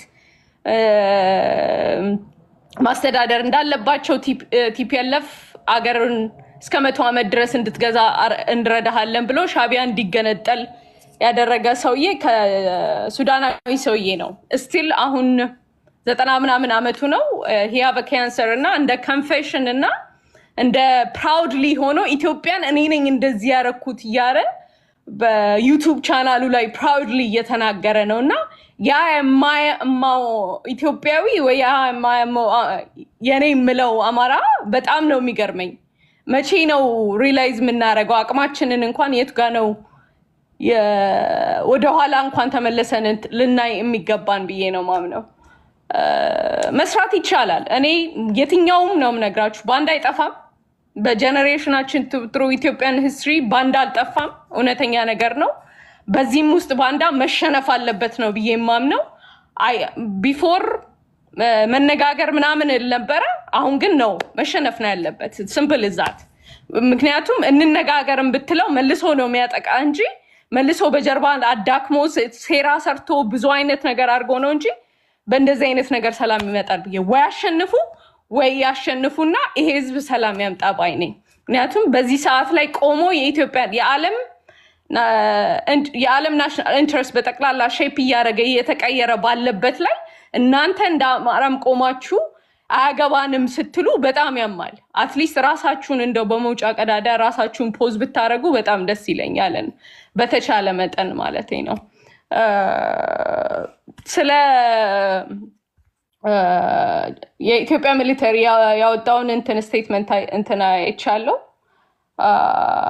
ፊልድ ማርሻል ያወጣውን supposed to be like that በጣም ፕራውድ ነው የሆንኩት። የምሬን ነው የምነግርህ። እንደዛ አይነትም መልስ መመለስ መቻል አለበት። ምክንያቱም ሊገባቸው በማይችለው ሁኔታ ወይ ፍራቻ ተመስሏቸዋል ዝም ስለተባለ ይሄ ሁላ ኪያስ ስንት ጊዜ መቆም ያለበት መቆም አለበት። ወይ እነሱ መወሰን አለባቸው ከኛ ፖለቲካ ላይ ኢንተርናል ፖለቲካ ላይ መውጣት፣ ወይ እኛም we have to do something። ቆመን ዘላለም እየቆሰልን ስሎሊ እየደማን ህዝባችንን ሊያልቅ አይችልም። ሲምፕል እዛት ማለት ነው። ቴንክ ዩ ቴዲ።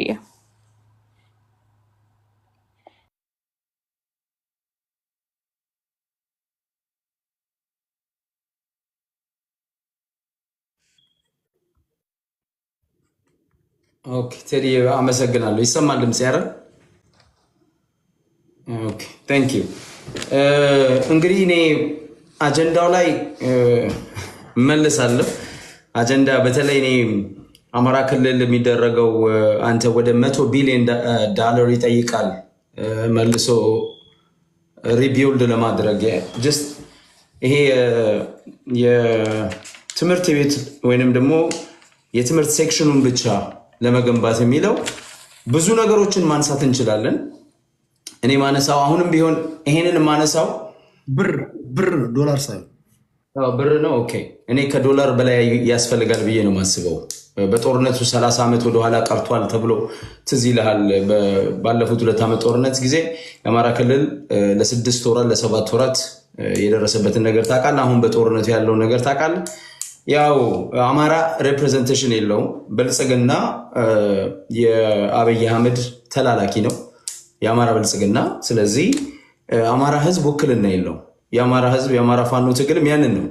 አማራ በኢትዮጵያ ውስጥ ተከብሮ እንዲኖር የኢኮኖሚ የሰብአዊ መብቱ እንዲከበር ነው እየተደረገ ያለው። ይህንን ለማድረግ ነው ጥረቱ። ስለዚህ ይህን ደግሞ እኔም ይህንን ሀሳብ የምንደግፍ ሰዎች ለዚህ ነው የአማራ ፋኖን የህልውና ትግል ነው የአማራ ህዝብ የህልውና ትግል ነው የምንለው ለዚህ ነው። እና ይሄን ይሰመርበት። ግን ይሄ የሚመለሰው በብልጽግና ሬሳ መቃብር ላይ ነው። ብልጽግና የምታስታውሱ ከሆነ አድማጮች ሽመልስ አብዲሳ ሾልኮ በወጣው ንግግሩ ላይ አማራና የአማራ ቋንቋ እየቀበር ነው ብሎ በአደባባይ ተናግረዋል። ጨፌ ኦሮሚያ ላይ እና አማራን መቅበር፣ ኢኮኖሚውን ማዳከም፣ ህዝቡን ደሃ ማድረግ የብልጽግና ፖሊሲ ነው። ይሄ ሪትን የሆነ የተጻፈ ፖሊሲያቸው ነው። እና ይህንን ስለሚያደርጉ ነው ብልጽግናን አምርረን የምንጠላው። አንድ በአማራ ፐርስፔክቲቭ ማለት ነው። አማራ ብቻ ሳይሆን ጸረ ኢትዮጵያዊነትንም ነው እነዚህ ሰዎች የሚያራምዱት ብልጽግናዎች እና ወንድሜ አያና አዲስ እረኛ እንቅልፍ አያስተኛ የሚል ተረት ደስ ይላል። ተረት መልመድ ጥሩ ነው አያና፣ ለጨዋታም ደስ ይላል። ግን እኔ በአማራ ትግል ውስጥ ረጅም ጊዜ ታግያለሁ። አዲስ አበባ ተወልጄ ነው ያደግኩት። እንዲሁም ኦሮሚያ ክልልን በተወሰነ መንገድ በእናቴ በኩል አውቀዋለሁ። አማራ ክልል ሄጄ አላውቀውም እስከ ጭራሹ። የአባቴ የተወለደበት አካባቢ ነው አሊስ፣ ግን ሄጄ አላውቅም። እማውቀው እንደውም የእናቴን ሳይድ ነው። ሚዩት አድርግ ማን ነው? ቴንክ ዩ ታሚ። ስለዚህ አዲስ አበባ ተወልጄ የምቃወመው ግፍን ነው። አማራ ለምሳሌ እኔ ከአማራ በላይ አማራነትን ወይም የአማራን ጥያቄ የማነሳው የሚደርስበት ህዝቡ ላይ የሚደርስበት ግፍ ነው። ይህን ደግሞ ዛሬ ሰዎች ስላቀረቡኝ ሰዎች ስለራቁኝ ሳይሆን ብዙ የኦሮሞ ልጆች ሊነግሩ ይችላሉ። ወደኋላ 7-8 ዓመት ሄደ ብታይ ብዙ ቪዲዮዎችን ልታገኝ ትችላለህ ስለኔና ይሄ ተረት እኔ ላይ አይሰራም ለማለት ነው። ትንሽ እንትን ልበል። ከዛ በተረፈ ግን ያነሳሁትን እውነተኛ ጥያቄ ራጁ ወንድሜም ሆነ አያና አድበስብሰው ነው ያለፉት። እኔ የኦሮሞ ህዝብ በአድዋም በኢትዮጵያ ግንባታ ላይ ኢትዮጵያ ታሪክ ላይ ጀግና ህዝብ ነው።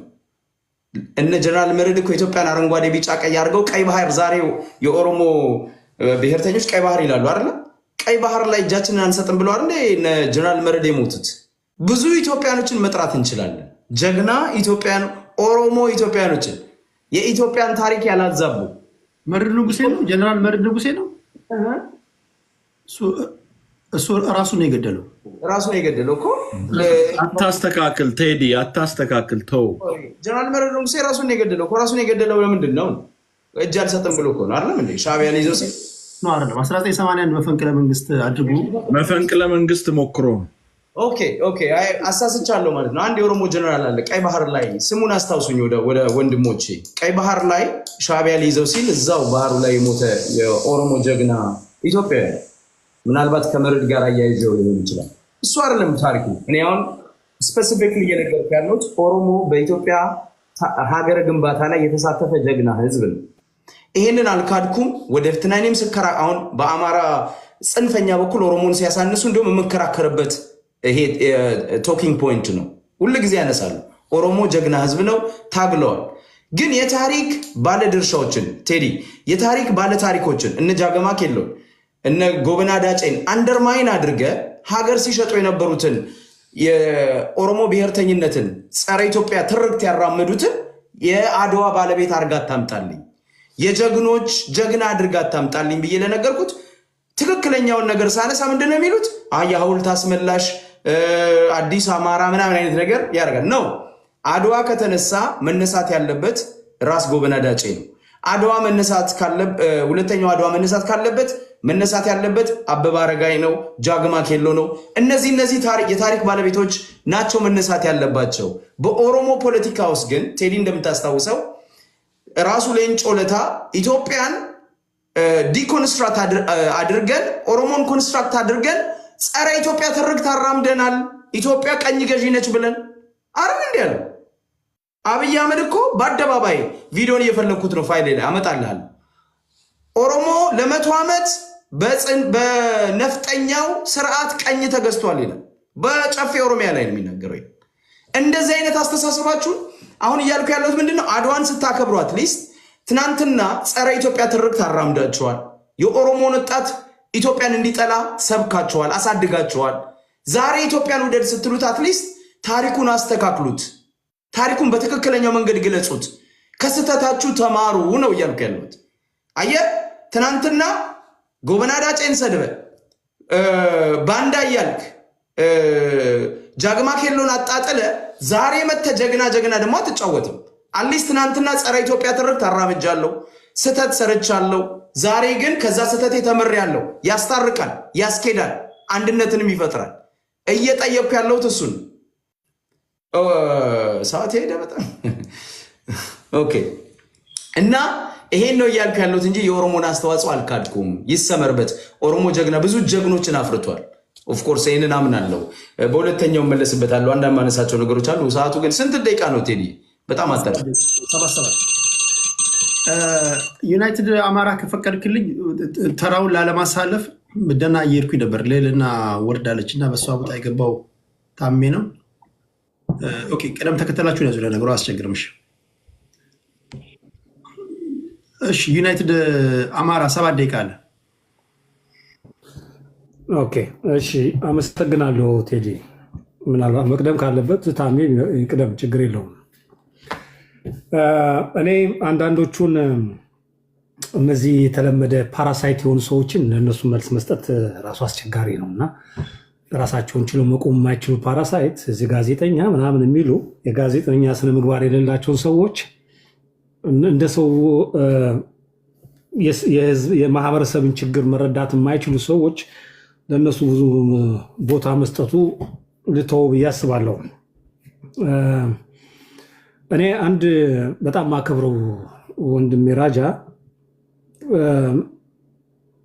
ፋኖ የሚባለው ብሎ ተናግሮ ፋኖን እንደ ባንዳ ለመቁጠር የሄደበትን ነገር እሱ እንዲያው ትንሽ ለመናገር እፈልጋለሁ። ማንም የአማራ ተወላጅ ወይም በአማራ ትግል ውስጥ ያለ በታሪኩም የፋኖ የባንዳ አደግዳጊ ሆኖ አያውቅም እና ምናልባት እሱን በደንብ ዞር ብለህ ብታየው የተሻለ ነው። አንተው የምትወደው ወይም አንተው የምትታገልለት ኦነግ በ1970ዎቹ አይ ቲንክ በኢትዮጵያ አቆጣጠር 78 79 አሶሳ ድረስ የሻዕቢያን 7ኛ ክፍለ ጦርን መርቶ አሶሳ ድረስ አስገብቶ 300 ንጹሃኖችን አማሮችን ያስጨፈጨፈው ኦነግ መሆኑን እንዳትረሳው። ባንዳ ብለህ ዛሬ አንተ ልትናገር ያሰብከው ባንዳ ማን እንደሆነ በታሪክ የሚመሰክር ነው። የዛሬ እኔ እኮ በጣም የሚገርመኝ የ6 ዓመት ኢትዮጵያዊ እኮ ናችሁ እናንተ። ገና 6 ዓመታችሁ እኮ ነው ኢትዮጵያ ማለት ከጀመራችሁ። ያር ኮሚክ ዛሬ መታችሁ እንደዚህ አይነት ነገር ሰውን በባንዳነት እድሜ ልኩን ለስንት ሺህ ዘመን በኢትዮጵያዊነት የቆመውን አማራ ባንዳ ስትሉ ትንሽ አይዘገናችሁ? ትናንት የግብፅን እግር ስትልሱ አልነበረም? የሊቢያን እግር ስትልሱ አልነበረም? እና እንዲያው ትንሽ ለእንትናችሁ አንዳንድ ጊዜ ለንግግራችሁ ብታስተውሉ ጥሩ ነው። የባንዳ ታሪክ ኑሮን አያውቅም። በታሪክ ዛሬ አድዋ ብትሉት እናንተ ትናንትና ቴዲ አንተ ሁሌ የምትናገረዋል የአድዋ ጦርነት በአንድ ቀን የተጠናቀቀው። አድዋ ለመድረስ ግን በርካታ ወራቶችን ኢትዮጵያኖች ዘምተዋል። አንዳንዶቹ እኮ ገና በመንገድ ላይ እያሉ እኮ ነው ጦርነቱ ያለቀው አድዋ ሳይደርሱ አንዳንዶቹ። ዛሬ የአድዋ ባለቤት ዋናዎቹ እኛንን ቁጥራችን ይበዛል ወዘተርፈ ሊሉን የሚፈልጉና ታሪክን አዛብተው 00 አድዋ ብለው የመጡት ሰዎች ዜሮ መሆናቸውን በዚህ አጋጣሚ እነግራችሁ ፈልጋለሁ። በተረፈ ግን ቴዲ እኔ ይሄ የባህር ወደብ ጥያቄ አንተም የቤት ስራ ስትናል መንግስት ብትሆኑ ምን ልታደርጉ ትችላላችሁ የሚለው ኢምፖርታንት ስለሆነ ይሄ የባህር ወደብ ጥያቄ ኢትዮጵያኖች ሳንስማማ ኢትዮጵያን አንድ ሳያደርግ ኢትዮጵያን ዘር ተኮር የሆነ ጥላቻ ባለበት ሁኔታ ላይ ወደ ባህር ወደብ መሯሯጡ ከባህር ወደቡ ማግስት ኦሮሞ የሚባለው ሀገር እውን ይሆናል። ይሄ ይያዝልኝ። በታሪክ ከባህር ወደብ ማግኘት ማግስት ኦሮሞ የሚባለው ሀገር እውን ይሆናል። ይሄን እያወቅን ይሄን እየተረዳን በተለይ አማራ ለሆኑ ሰዎች ከአብይ አህመድ ጋር ስለ ወደብ ልንቆም አንችልም ብለናል ብዙ ጊዜ በተደጋጋሚ። አንዳንዶች ምን ይላሉ አዛብተው ሲናገሩ እኛ ከኤርትራ ጋር እንቆማለን ያለ አማራ ሰምቼ አላውቅም። ማንም አላለም። ኤርትራ ለራሱ በቂ ነው ለአብይ አህመድ ያንሳል ብያለሁ የምናገረው። ከኤርትራ ጋር እንቆማለን አላለም። ይሄ ጦርነት የሚገባ ከሆነ አብይ አህመድ እኛ አማራዎቹ በኢትዮጵያ ምድር ላይ ቦታ ሳይሰጠን ሳንከበር ወደብ ብለን ልንጠይቅ አንችልም ብለን ይሄ ማለት አሁንም ደግሜ ልበለው ይሄ ስርዓት ብርሃኑ ጁላ ምርኮኛው ብርሃኑ ጁላ ተሳክቶለት በቀሉን የሚወጣ ከሆነና የኢትዮጵያን ሕዝብ ሞቢላይዝ አድርገው የባህር ወደብ አሰብን የሚያገኙ ከሆነ በማግስቱ ኦሮሞ የሚባለው ሀገር እውን ይሆናል። ይህን እያወቅን ተሳተፉ ለምትሉ ሰዎች መጀመሪያ ቆም ብላችሁ አስቡ። የባህር ወደቡ ኢትዮጵያኖችን አንድ አድርገው እኔ መንግስት በሆን ላደርግ የምችለው የመጀመሪያ ስራ የኢትዮጵያን ችግር መፍታት ነው። ይህን ጥላቻ ማስወገድ ነው። አሁን ያለውን ልዩነት ማጥበብ ነው። ከዛ በኋላ የጋራ የሆነ ኢትዮጵያኖች በተወሰነ ደረጃ የተስማሙበት ነገር ስራ ለማስፈጸም መንቀሳቀስ፣ በየትኛው መልኩ እንንቀሳቀስ ብለህ ትሄዳለህ። ዛሬ አማራ የሚባለውን እናጠፋለን የጊዜ ጉዳይ ነው እንጂ ትጠፋለህ ብለህ እየነገርከኝ የበለጠ የባህር ወደብ ብታገኝ ምን ልታደርገኝ እንደምትችል ግልጽ ነው ነው። ስለዚህ አንተ ጋር ልሰለፍ አልችልም ነው እያልኩ ያለሁት እና ይሄ እንዲያዝልን እንዲታሰብልን አስፈላጊ ነው እያስባለሁ። እና ሌሎቹ ይሄ አሁን እዚህ የወረደችው እህታችንም አማራ ነኝ ስላለች እንግዲህ እግዜር ይወቀው ልተዋት። ትንሽ የብስለት ችግር አለ ብዬ ላስብና ልተው በብዙ ነገር። እኔ አሁንም በአማራ ትግል ውስጥ በትግል እንቅስቃሴ ውስጥ ስህተቶች ካሉ ስህተቶችን ለስህተት ጠበቅ አልቆም። በነገራችን ላይ ስህተት ነው። ነገር ግን ስህተቱና የትግሉ ሂደት ግን ልዩነት አለው። ትግል ማለት ይሄን ስርዓት ለማስወገድ ከፍተኛ የሆነ ችግር ስላለብን እንታገላለን። በመሀል ማይነር የሆኑ ስህተቶች ካሉ ይታረማሉ ያስባለሁ፣ ይስተካከላሉ ያስባለሁ።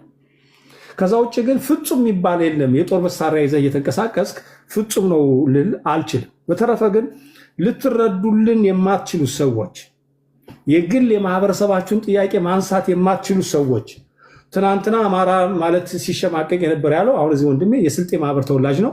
ስልጤ ነኝ ብሎ ለመናገር የሚሸማቀቀው ፓራሳይት በየትኛው ሞራል ነው እንዲህ አይነት ነገር የምትናገረው? ስለ አማራ ልትነግረኝ የምትችለው? ባንዳ ልትለኝ የምትችለው? ወያኔ ሲመጣ ከወያኔ ጋር ተጣብቀ፣ አንዱ ሲመጣ ከዛ ጋር ተጣብቀ እድሜ ልክን እየኖርክ ኦኬ፣ እድሜ ልክን በፓራሳይትነት እየኖርክ በየትኛው ሞራል ነው ይህን ልትናገር የምትችለው? እኔ አሁን ተረጋግተን የምናስብ ከሆነ ያንን ምስል እና አያናም ቅድም የሚያነሳው ነገር አለ። በሪስፔክት ነው የምነግራችሁ፣ ምክንያቱም የበሰላችሁ ፖለቲከኞችም ስለሆናችሁ። አቋማችን ልዩነት አለ፣ ምንም ጥያቄ የለውም። እንደ ተራ ሰው ልስተዳደብ አልችለውም። እሱ ነው የአማራውን ትግል ከማናናስና ከማጥላላት ይልቅ እናንተ ይህን ባረጋችሁ ቁጥር ሞር እየጠነከረ ነው የሚለው 10 እጥፍ። አንዱ ቅድም ምን ብሏል? መሪዎች እየሞቱ ነው፣ እየተገደሉ ነው። ወደ ትግል ውስጥ ስንገባ መስዋዕትነት ሊያስከፍልን እንደሚችል አውቀን ነው እኮ የምንገባው። የእናንተ ጀነራሉ ሻለቃው የሚሞተው ለእናንተ ምንም አይደለም፣ የመንግስት ጦር ነው ብላችሁ ለምታስቡ ኦኬ። ስለዚህ በእኛ ጋር የሚከሰተው ግን ይታያቸዋልና ያለ መስዋዕትነት ድል የለም። እሱን ደግሞ ወደፊት እናየዋለን እላለሁ። ቴንኪው ቴዲ። ፓራሳይት የሚለው እንደ ጥገኛ ነው የወሰድኩት፣ የሆነ አካል ጋር እንደተጠጋ አካል ነው የወሰድኩት። ጀማው ስድብ ነው ካለኝ ግን እንዳይጠቀም ከለክላለሁ። ስድብ ነው አንዳንድ ኮመንት ላይ ያየው ስለሆነ ነው። ጠንከር ያለ የፖለቲካ ትችት ነው። ስድብ አይደለም። ፓራሳይት የተባለው እኮ ፍየል ጠባቂ እያለ ሲሳደብ ነበር። ስለዚህ እንድትጠቀሙ ወስኛለሁ ብዬ አስፈላጊ ለማለት ያልማሽ ባሉ እንግዲህ ሁላችሁም አንዳንድ ፓራሳይት ያዙ በእኔ ሂሳብ። ከእንትን ልጀምር። ቴዲ አንተ ያነሳቸው 2 ነገሮች አሉ። ያው ኖርማሊ ምላሽ አታገኝም እዚህ ጋር እና አንደኛው ጀስት ቴክኒካል በሆነ ደረጃ 30 ወይም 50 ዓመት ፈጠን ብዬ እናገራለሁ። ሜን ትኩረቴን የማደርገው የባህር በሩ ላይ ስለሆነ 30 ወይም 50 ዓመት አንድ አካባቢ ወይም አንድ ሀገር ወደኋላ ተመልሷል ሲባል ላለፉት 30 ዓመታት ተደርጎበታል ወይም ለ50 ዓመት ተደርጎበታል የሚባለውን ኢንቨስትመንት ኢኩቪለንት ወደኋላ ሪትራክት አድርጓል። ያን ያህል ኢንቨስትመንት ይጠይቃል አሁን ሊኖርበት የሚገባው ቦታ ለመድረስ የማለት ነው እና እሱ ቴክኒካል ስለጠየቅ ነው። ሌላኛው የአባይ ግድብን በሚመለከት ኦልሞስት አልቋል እንደምታውቀው ከ97% በላይ ነው ያለው አሁን። እኔ እንደውም ተስፋ የማደርገው የመጨረሻው ድምድማቱ ላይ እጣ ፈንታ ተሰጥቶን ኮንትሪቢዩት አድርገን ላስት ፑሽ ሰጥተነው እሱን የአባይ ግድብን የግድብን ታሪክ የምናጠቃለልበት ሁኔታ ቢፈጠር ደስ ይለኛል የሚለውን ጀስት ከአንተ ጋር የተያዘ ነው። የባህር በሩ ላይ ላትኩርና የሚቀሩኝን የመጨረሻዎቹን 2 ደቂቃዎች 4 ደቂቃ እዚህ ላይ ላሳልፍና እንደዛ አደርጋለሁ። የባህር በር ጉዳይ ላይ ኪ ፖይንቶች፣ አንደኛ የዓለም አቀፍ ፖለቲካል ዲስኮርስ፣ ዓለም አቀፉ ፖለቲካ አካል ሆኗል። አሁን ኢትዮጵያ የባህር በር ፍላጎት አላት ብቻ ሳይሆን እሱን ለማስፈጸም እየተንቀሳቀሰች ነው የሚለው አልነበርም። በ2 ዓመት ውስጥ ያልነበረ ነገር ተፈጥሮ አለ አሁን። ይሄ በጣም ትልቅ አድቫንስመንት ነው። ምንም መንግስት ይምጣ ምንም ፓርቲ ግዛ ከዚህ በኋላ ይሄ ጥያቄ ወደኋላ አይመለስም። እዚህ ከደረስንበት ነው የሚገነባው። ስለዚህ ይህንን ማወቅ መቻል አለብን። የመጀመሪያው ይሄ የምንሽኮረመመው ምን የምንለው ቀርቶ ያስፈልገናል ብለን አሜን ብሏል። ዓለምም አሜን ያስፈልጋቸዋል እንዴት የሚለው ሆኗል ጥያቄው። እንደዛው ሌላኛው አካባቢው ላይ ወይም ደግሞ በቀጠናው ላይ የፖለቲካ ቲርር የሚባለው የፖለቲካ መሳተፊያው ቦታው ውሃው ቀይ ባህር ላይ ኢትዮጵያ ተሳትፎ ተጽዕኖም አላት ኦልሬዲ። ለዛ ነው መሰባሰቡ እንትናና እንትና አላያንስ ፈጠሩ ኢጅፕትና ማን ምናምን 600 ማይል ተሻግሮ 1000 ማይል ተሻግሮ የሚካሄደው ሩጫው ያለው ለምንድን ነው? ኦልሬዲ አክቲቭሊ ፓርት ነን ማለት ነው የዛ ቲርር። አሁን ፊዚካሊ አክቲቭ የምንሆንበት ፕሬዘንስ ይኑረን የሚል ነው። ሌላኛው ደግሞ በአንድ ሀገር ላይ ያነጣጠረ አልነበረም። ለዛ ነው ሶማሌ ጋር ሄደናል፣ ሶማሌላንድ ጋር ሄደናል፣ ከኤርትራ ጋር ያለ ነገር በጅቡቲ በሁሉም በኩል ነው እየተሞከረ ያለው። በአቅራቢያው ያሉ እነኚህ ትራንዚት ኔሽንስ ነው የሚባሉት። እኛ ላንድ ሎክ ኔሽን፣ እነሱ ትራንዚት ኔሽን የሆኑትን በሁሉም አቅጣጫ ሪች አውት እያደረግን እንጂ አንድ መንግስት ላይ አናጥርን ወይም ደግሞ አንድ አካል ላይ አነጣጥረን አንድ ሀገር ላይ የሚሰራ አሻጥር እንደሆነ ተደርጎ የሚቀርበው ውሸት የባንዳነት ወሬ ነው።